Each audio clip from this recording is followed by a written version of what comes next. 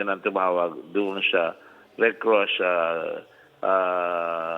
at kung magtatanong ng mga problema nila tungkol sa COVID, pwede namin sila i-refer sa DOH o kundi naman doon sa mga doktor namin, kailangan. At tinrain sila para malaman kung ano yung mga sintomas para ma-advise sila kung pupunta sa ospital at kung pupunta sa ospital, siyang parte ng ospital para hindi mag-ahawa sa ibang tao. Okay, so mabuti po na mabuti na ulitin natin 'yan, Senator Gordon, ano. So no, 1158 yung tatawagan ng ating mga kababayan para sa mga impormasyon na importante at kayang sagutin ng Red Cross. We will try, no? We will try. Magpasensya lang kayo din. Siyempre, we're just the conduit. We're facilitating, alright? Halimbawa, may sinabi, halimbawa, tinanong ka, may lagnat ka, o meron, ikaw ba may nakausap na tiga Hong Kong? Galing ka ba sa Hong Kong? O galing ka ba sa China? O galing ka ba sa Italy? Or something like that. Then sasabihin namin, diyan muna kayo sa bahay at i-refer namin sa DOH. At sabihin ng DOH, dalhin niyo yung pasyente sa PGH, doon kami kikilos. Papadala namin yung kwan. Lahat ng aming mga ambulansya ngayon sa Metro Manila, naka-personal protection equipment na. So, pwede silang kunin doon at dalhin yung mga pasyente na. Pero hindi namin dadalhin kung walang go signal yung hospital dahil baka mamaya nakatenga lang sila doon, kawawa naman sila. Okay, so o yung sisigawan yung mga tao namin, nagtatrabaho lahat. Mga volunteer lang lahat yan. That's good to know, Senator Gordon, na handa ang Red Cross pagdating sa ganyan. Kasi may mga, dahil nga sa quarantine at yung pagsasara nga dito sa atin sa Metro Manila, ay yung iba nahihirapan ng pumunta maski sa mga ospital. So willing naman ang Red Cross to help basta magpapasensahan. First line of defense is DOH, yung mga ambulansya, yung mga local governments kung saan malapit. At kung wala, papasok ang Red Cross. No? Kaya binigyan namin lahat ng PPE. Pag-gastos yun, isang gamit yun, tapo na yun. Oo. Kaya dapat maingat tayo dahil siyempre ay hindi lahat ng kwan dapat maintindihan natin maigi. Tulad ako, may pinadala ako na kwan dahil nakita ko yung symptoms na hindi na siya makahinga, lalagnat siya, at nag-pneumonia na siya. Tinawagan ko muna yung sa SBMA, sa ospital, at pinacheck ko kung saan sila papasok. Pinasok sila sa isang lugar doon at naka-isolation siya. Ngayon, lalabas na siya, okay siya. Ganun ang mga ginagawa natin. Tapos, hopefully, by Thursday, kung makukuha ko yung mga machines na in-order namin sa China, at saka malamang sa Singapore, ordering kami, makakatest na tayo ngayon. Pag nag-test, by appointment para madala, at ewan ko kung totoo yung sinasabi na 1 hour tapos na yung test. Matatapos ka agad yung result. No? Pero na-order nyo na yun, sir, at ang Red Cross ang mag-a-administer. Ang problema namin yung pagpasok dito dahil walang eroplano. Ang mahal dahil kung yung mga FedEx, mga DHL, $3,000, sinihintay pa namin kung may pinapapasok dito sa gobyerno sa Manila International Airport.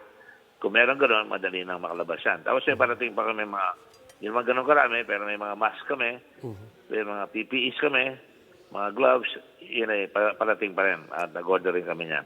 So yung order nyo na yun, ayun na depende sa papasok na flight. Pero enough pa ba so far yung supply, Senator Gordon, para sa mga pangailangan ngayon? Hindi lahat binibigyan. Yung mga frontliner, binibigyan namin. Sa DFA, kumukuha ng passport. Diba? Binigyan natin yun. Central Bank, yung kanilang skeleton force, binigyan namin yan dahil kumakausap ng mga tao yun. No? So lahat yan, tutulungan natin. No? Okay.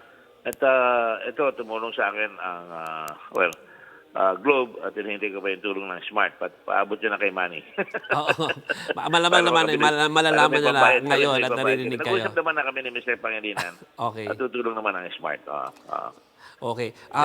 Bibigay ko sana yung linya sa inyo para manawagan or kaya ay i-address itong ating mga kababayan na tungkol dito sa krisis na ating pinagdadaanan ngayon. Pero babalik ako ng isang tanong after yung manawagan, sir, tungkol naman doon sa session sana. Pero bigay ko muna sa inyo yung floor.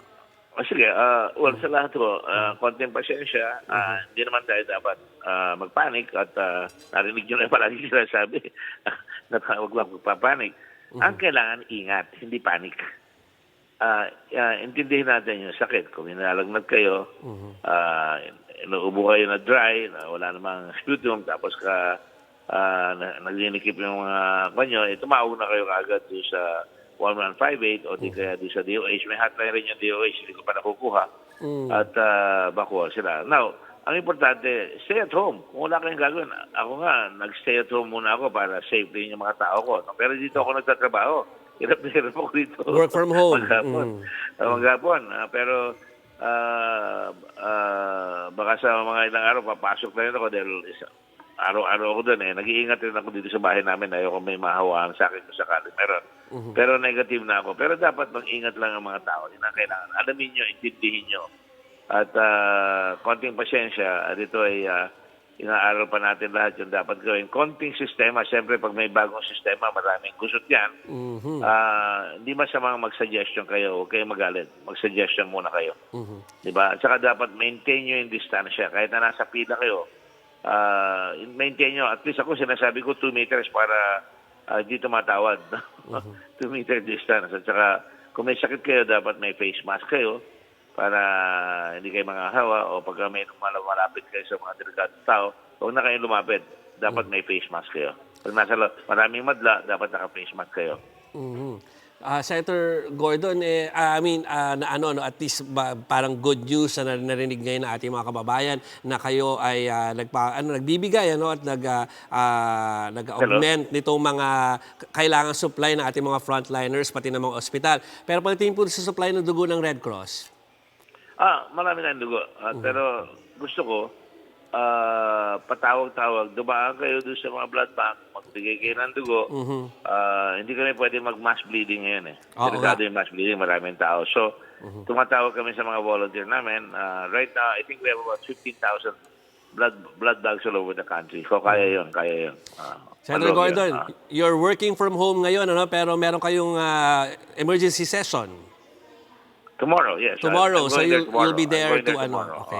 Okay, so antabayanan namin. Tama ba, you're aiming to pass at least yung 200 billion na supplemental budget?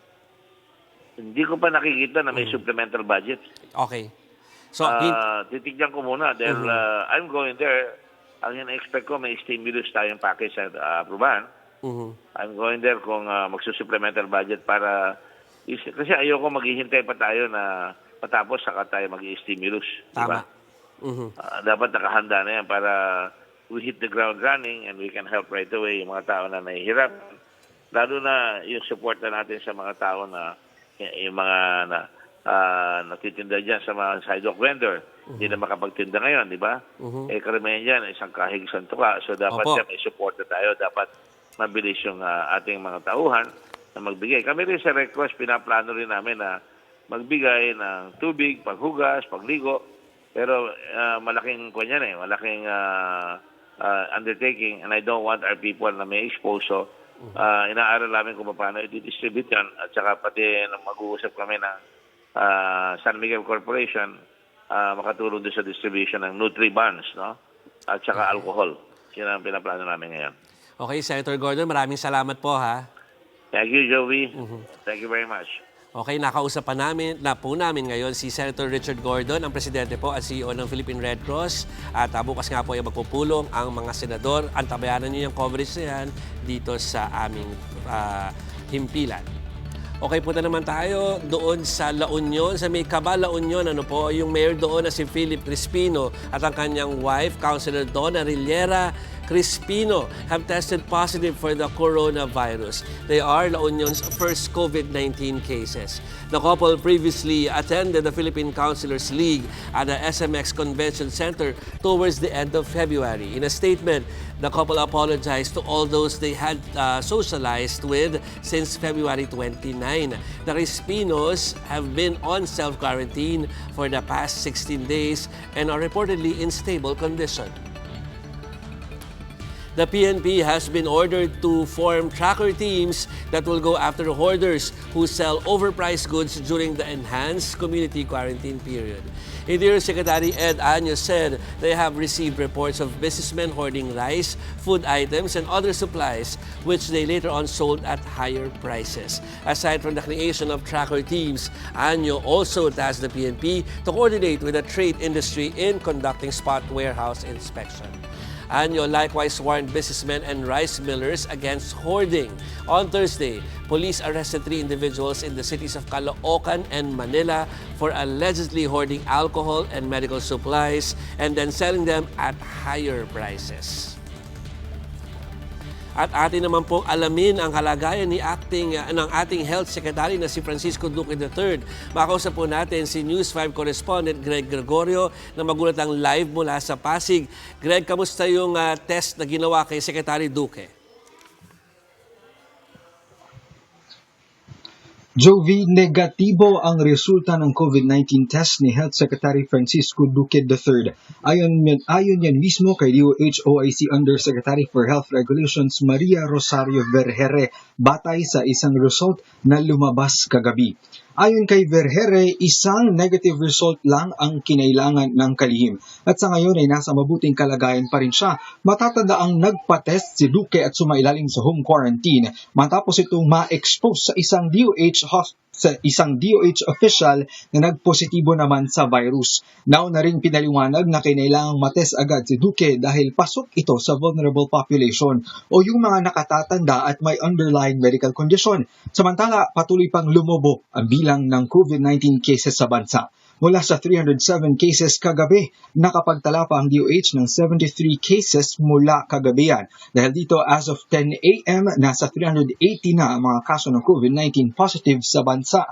Umakyat na rin sa 25 ang bilang ng mga nasawi, habang 15 naman ang mga naitalang COVID-19 recoveries. Wala pang inilalabas na karagdagang detalye ang DOH tungkol sa mga bagong naitalang kaso. Joby, sa isa namang pahayag ni Yusek Vergere, sinabi nito na ang patuloy o ang mabilis na pagtaas ng COVID-19 cases ay patunay na unti-unti nang nag-i-stabilize ang kakayahan ng bansa sa pamamagitan ng mga napiling laboratorio para makapagsagawa ng COVID-19 tests. Ibig sabihin, unti-unti nang natutugunan yung backlog ng mga specimen nito mga nagdaang araw. Jovi?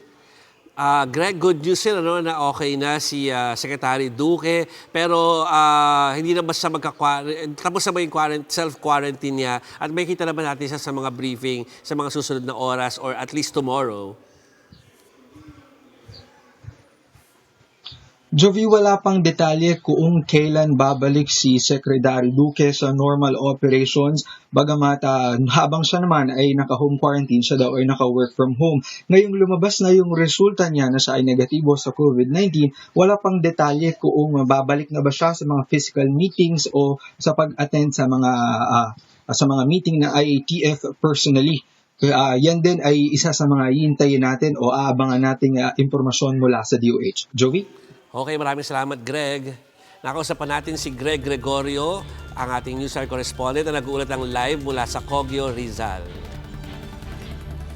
Over in Italy, the total number of COVID-related deaths is approaching 5,000. The Italian government announced almost 800 new deaths on Saturday. That's the biggest overnight increase in the country's 4-week battle with the epidemic so far. There are 4,825 casualties in Italy. The European nation has already surpassed China's death toll on Thursday. Looking at the entire European continent, at least 5,000 people have lost their lives to the SARS-like disease. The number of fatalities in Spain climbed to more than 1,300.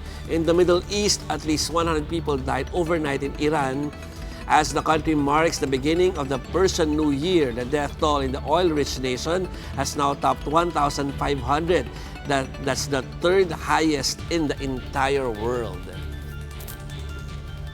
And that's the latest on the enhanced and expanded community quarantine in Luzon. For more updates, follow News 5, the Philippine Star, and Business World Online. I'm Jovi Francisco. We are One News.